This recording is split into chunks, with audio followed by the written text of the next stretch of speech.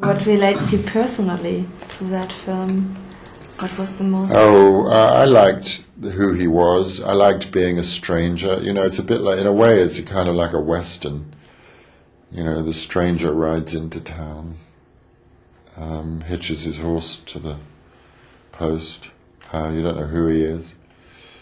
And then you find out who he is through the film, and then you watch him move on. It's a kind of perennial story, really. And in the film they comment your British accent. I like this very much.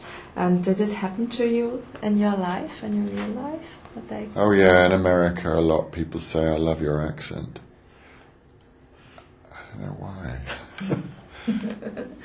And since they also spend half the time you say something and they say, excuse me, a lot, because they don't understand what you've said. So it's a bit odd. It happened to you? Oh, a lot, yeah. And Canada, I read you love that country, so... I do, yeah. It's a beautiful, beautiful place. If you can spend enough time there and get out into all of that countryside, and God knows there's a lot of it. It's got a lot of variety, culturally and geographically, and so it's a good place to go and spend some time in. Was it the right place for the film to shoot there? It was perfect. Yeah. Wawa is, well, you see it on the film, and you get a real sense, I think, of what it's like to be in a small community in the middle of nowhere. Perfect for the film.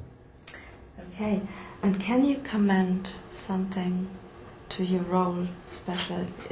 Your role is very intensive, and what was the moment worth for you? It is a bit intense, and it is a private journey that he's on, and it's very much a voyage of discovery for him about finding out who he is again. But I think the thing that makes it playable or enjoyable, certainly enjoyable to play, is the fact that he likes a joke, and you know, there's some kind of smile available, yeah, and about the silliest things. So he hasn't lost touch with the little boy inside. And the little boy, that's why they are so good together? I think so, yeah. You know, they have a meeting where everything else is stripped away and they just become like who they were. Well, I think with an autistic person, they're always in touch with their child person.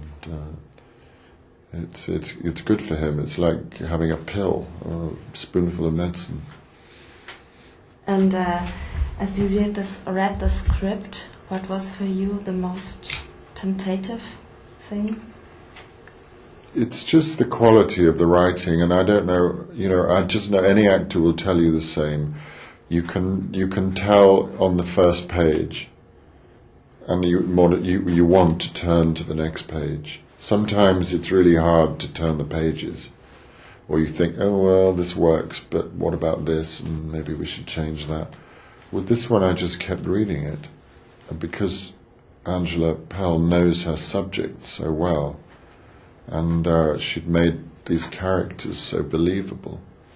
So she knows how they speak, and it's a gift to an actor when the writer is so confident of their material. And how did you prepare for the role? Do you have autistic persons in your personal situation? Not directly, but I mean, it was important to me not to prepare. I had contact with autistic children, and I really didn't know anything about the notion of an autistic adult, but I thought about it, and then I thought, no, the important thing is to know nothing. So, because that's all he knows, is nothing. And the scene in the snow, you played with Linda in the snow, and what were your personal feelings when you had to play that part? Well, I mean, Alex is quite reluctant to play in the snow because he's not that sort of person. You know, he'd rather be kind of wrapped up tight with a scarf. He's very English in that sense. But that's one of the lessons she teaches him. Sit down in the snow. And what are your personal relations to snow? Oh, I love the snow, as long as I've got thermal underwear on. And can you comment about the storyline? There's a break between comedian and dramatic. So, Well, I like that. You know, when I played Hamlet a few years ago, I was always very happy when people laughed. I thought that, you know, Hamlet can be really very funny, and so can King Lear. And so whenever you're playing characters that people think are deeply serious, I think Ibsen's very funny. And does it need that break? Well, it's like life, isn't it? You know, at the most serious moments, there could be a laugh just around the corner. I don't mean in like miserable situations where people are starving or you know, wretchedly poor or without a home or anything like that, but other situations in life where you think, oh, poor me. I think it's good if there's a laugh around the corner. The last question I have is a totally different question. With the growing popularity of home entertainment systems like DVD, widescreen panels and surround systems, what do you say? Is the cinema audience a dying species?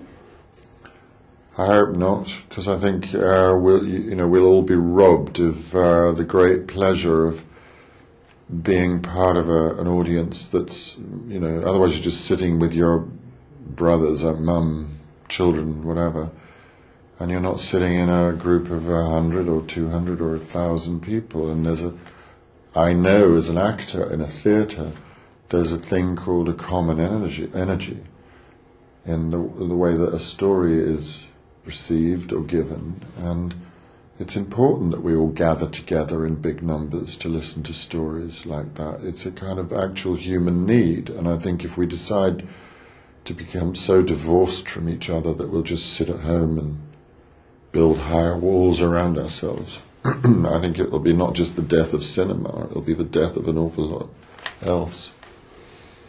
Thank you very much. Okay.